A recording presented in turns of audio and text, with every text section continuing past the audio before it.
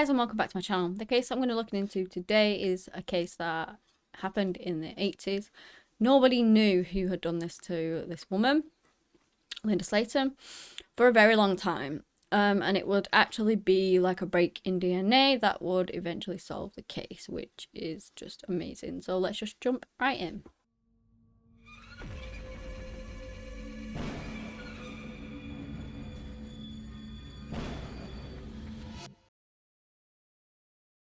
Linda Slaten had a husband, and she also had two boys with him, Tim and Jeff.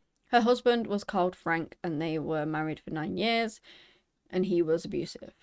He was an alcoholic, and when he drank, he would abuse her. To the point where one of the boys actually found him pressing a gun to their mother's head, and it was Jeff who intervened and pulled Frank away, and he believes that he saved his mother's life that night. So that's how bad it was. Eventually, she finally sort of uprooted the kids and got them out of there for their own safety and, was living a much happier life. She had a sister with whom she lived literally in the same apartment complex. It was like a 2-bedroom duplex in Florida. So she was a single mum. She did have financial struggles to the point where she couldn't even afford a car. But she got by. She did the best that she could. One of her sons actually loved to go to football practice, and there was a coach there that would often pick up her child along with other children and take them to football practice, and he was called Coach Joe.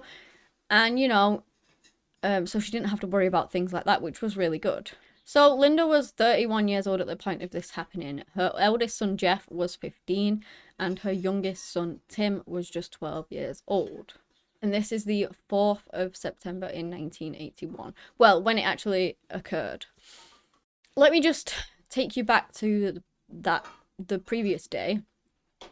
Basically, Jeff and Linda had actually had a little argument because he had come home and there was no food in the house, and so he wasn't happy about it, like teenagers are.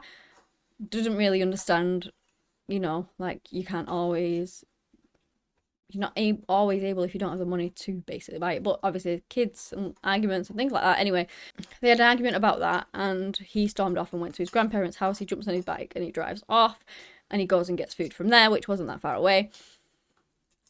And then Linda actually took Tim around to the next door's house, I believe, after he was dropped off by Coach Joe back home from football practice. She then took him around the house, and they had, I think it was like a barbecue or something they were invited to. So they were out of the house eating, and Jeff was out of the house at his grandparents' house. Anyway, eventually his grandparents drop him off, and Linda and Tim go home from the party. And it was quite late at this point, and Linda and Jeff make up because it was just a silly little argument that got the better of him. So he apologised to his mum, told her that he loved her and that he would see her in the morning, and then she went off to bed. Now, she had one room, Tim had the other bedroom, and Jeff was actually sleeping in a cot in the living room. So Linda shut her door, and then that was that. Everyone went to sleep. But what they didn't know is that somebody was lurking.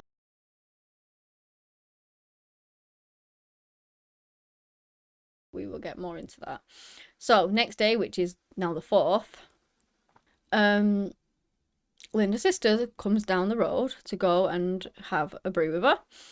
Knocks on the door, doesn't get an answer. So she's like, all right then, I'll just go home. So she starts heading back. And this is when she noticed something a bit strange.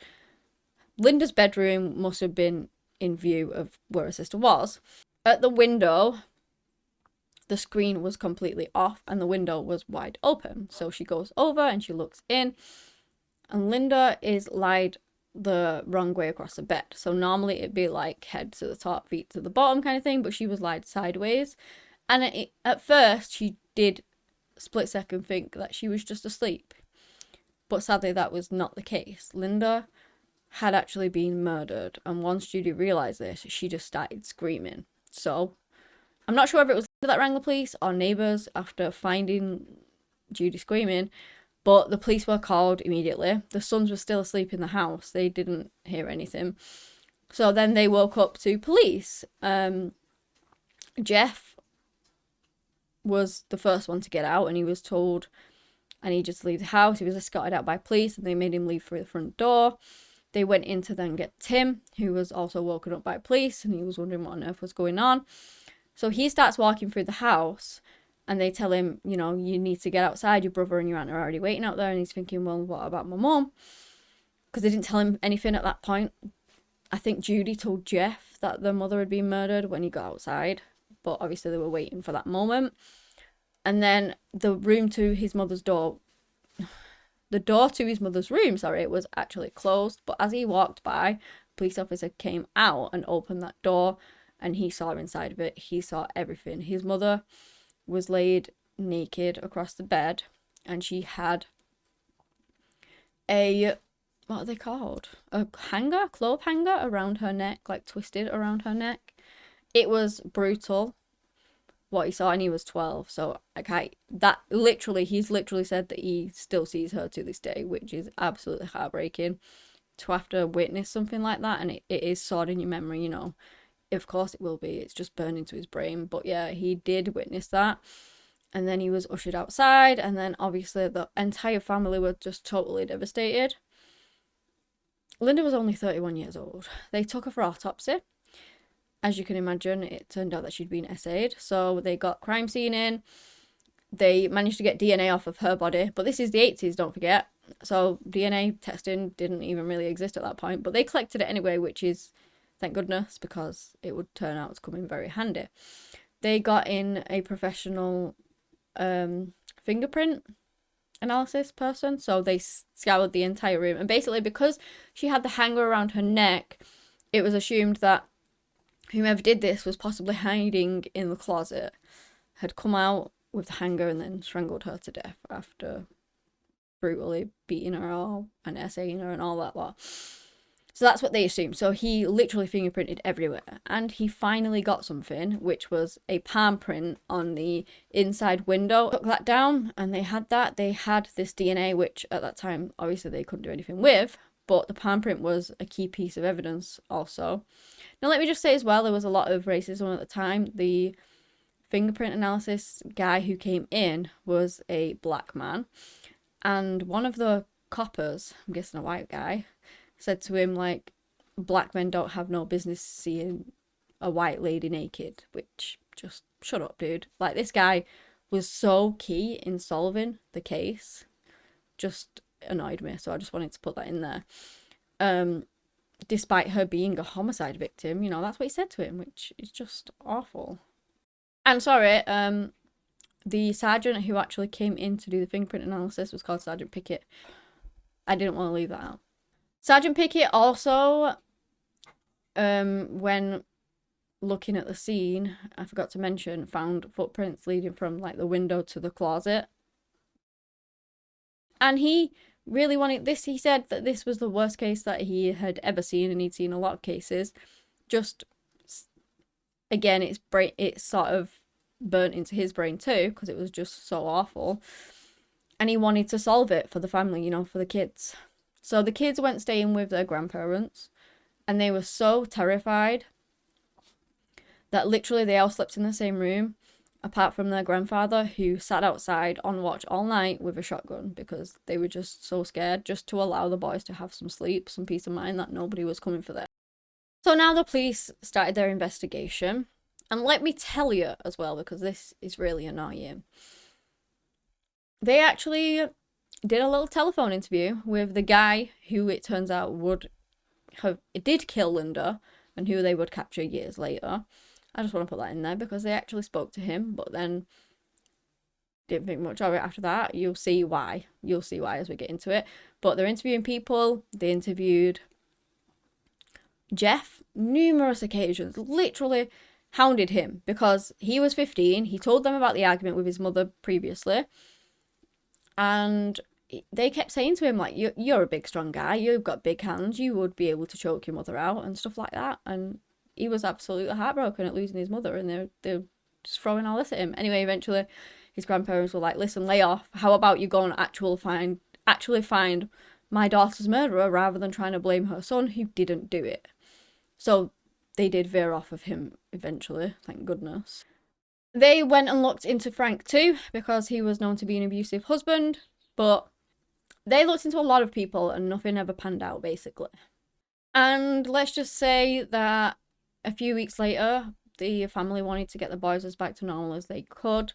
So they went back to school, they went back to football practice. Coach Joe started collecting Tim again, and he was always very sympathetic. He would ask the boys about the case in the car and things like that. Not about it, but like, is there any news on it kind of thing.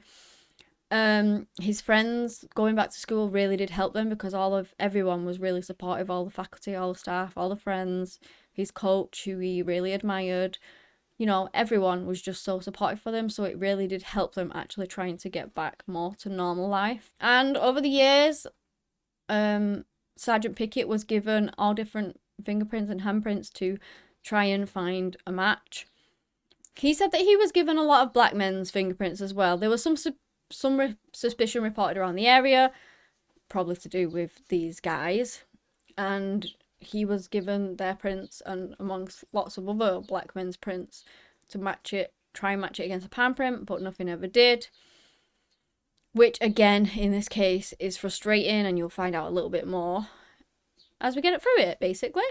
The case went cold. I'm not even joking, like 20 years later, there was a new detective tasked to it. He was called Brad Grice, and he was to do a new fresh look into the case. It actually turns out that he knew the brothers too. They were friends from bowling or something like that.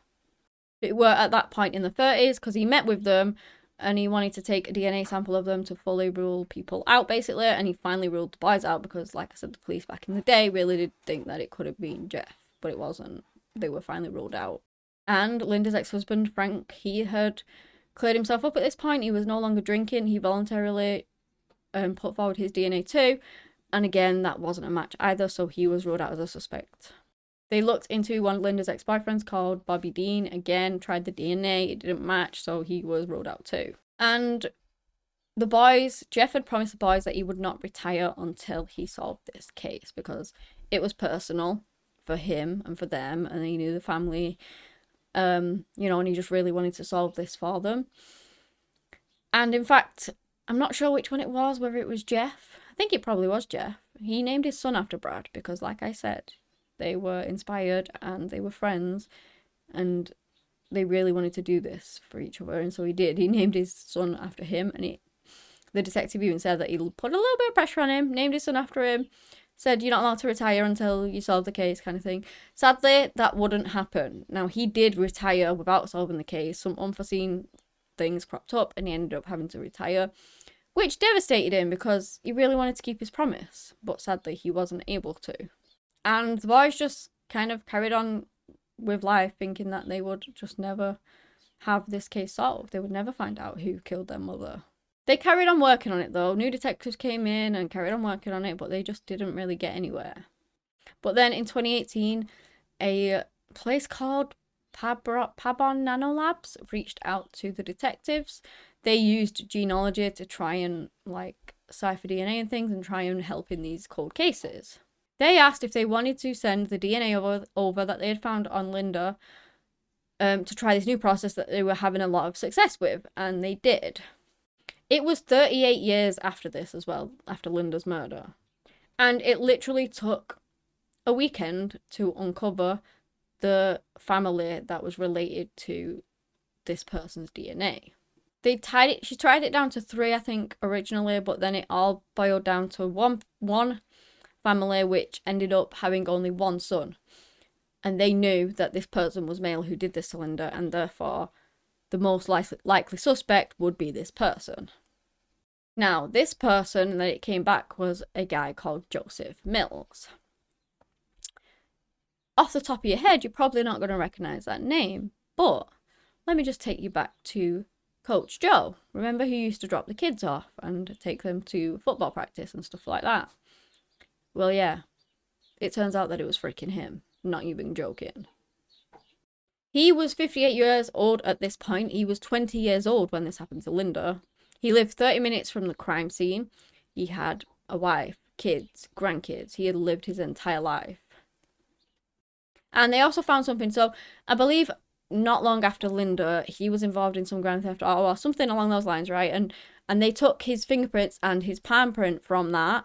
He was never charged or anything like that, but they were able to match that. They were able to match the palm print that was in the database with the palm print that was on Linda's windowsill. But they obviously had this DNA. So although that's really good, they then want to try and match the DNA. So what do? They follow him around. They try and pick up discarded items that may have DNA on them. And eventually they do. They find this medical tape, which he had put in the bin, and they collect that. The tape was from a colostomy bag, and when they actually found a photograph of him from 2013, you know, they saw that he had a colostomy bag, so they knew it was his, but just to be sure, they took some other things as well. I think they took swabs of a plastic spoon or something like that. Guess what? The DNA matched. Coach Joseph Mills, was the killer of Linda Slaten all of them years ago. Almost 40 years at that point.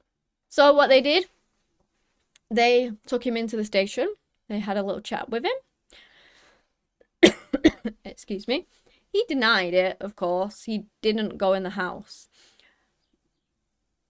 Remember how I said they had spoken to Coach Joe? Well, they'd spoken to the murderer before, right? They actually did. At the time, the very much next day, they rang up Joe. And they spoke to him on the phone. It was only on the phone, and it was never followed up after that. Because he said he never went in the house, which he didn't at the time. He parked outside, the kids went in, witnesses confirmed this, he never entered the house.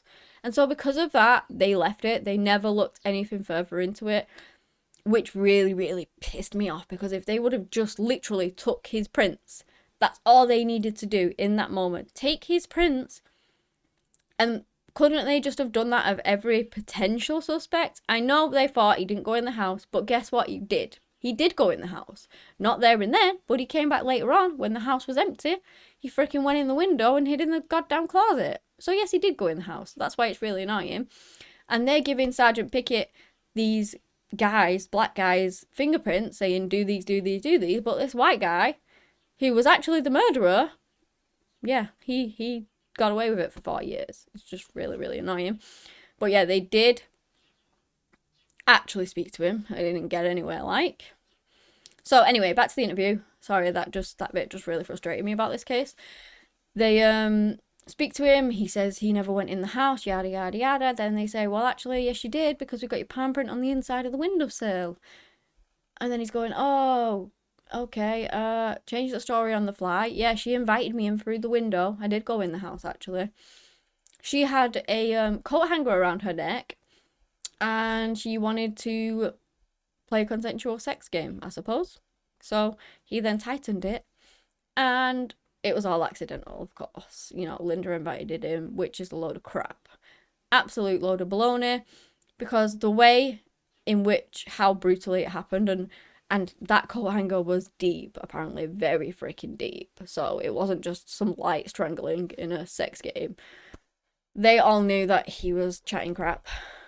Irina, pretty much. And so they called him out on it, and he was finally arrested on the murder of Linda Slaten for almost 40 years later. It was really heartbreaking as well, because he pled guilty eventually, which would avoid a trial. And the boys were actually invited to speak, and Jeff was just turned to him and just said why. And they were really heartbroken that he never went to trial and that he never actually had to say why he did it, because he just said, well, I can't remember exactly what he said, but it was something along the lines of he's not the man that they're making him out to be, or something, or he's a nice guy or something, which, yeah, okay, of course you are. Also, something what was really heartbreaking as well to Tim, the youngest son, who would always rely on Coach Joe to take him to football practice and stuff. They actually had a photo in his bedroom a few months after his mother was murdered of the whole team, and he took so much comfort in that. And I believe he had it in his house for years, and just stood behind him, right behind him, was Coach Joe. So he had had a photograph of his mother's murderer in his house for all of them years, and it was just so heartbreaking for him that he took such pride in that. And it was him. He was the one that did it. The sons even met with Sergeant Pickett too, who was in his 90s at the point when it was solved, so he was still alive, and he was so happy that the case was finally solved because, like I said, it had haunted him, and they were so thankful to him that his police work, you know, did amazing things for this case, and it really had some pivotal sort of evidence found on it, and it was just so amazing. So yeah, it was really nice that they actually got to meet. And again, and I want to thank as well, because a lot of praise goes to it, did do the REPA kit and got that DNA off of Linda's body, because at the time DNA wasn't being used and there was no prospects, I believe, of it being used to solve any cases, but they did it anyway, and they stored it, and they, you know, kept it safe for all of those years, and then finally it was able to be used and it solved the case. And that's frustrating as well, because the boys, obviously, like I told you before, Joe had asked the boys how the case was going, and now that's seen in a different light because he was the one that did it. So he's literally trying to grasp any information on the case to see whether they were onto him, you know, like any new suspects or leads or anything like that, i.e. do they know it's me, basically, which at the time they just thought was innocent and that he was just interested in the case, which anyone would. But yeah, it's absolutely heartbreaking. I'm so thankful that finally Linda's killer was caught, and it is heartbreaking that he got like 40 years to live his life and she never got that, and her sons and family and sister just, you know, they had to live their life without her. It's just so awful. Such a weaselly little predator, sat outside dropping the kids off, coming back later, breaking in, hiding in her closet, so when she went to bed after saying goodnight to her kids, he was in her closet waiting for her, and then he killed her. It's just annoying. I hate it. But there you go. That is the case of Linda Slaten. Thank you so much for watching, and until next time, bye.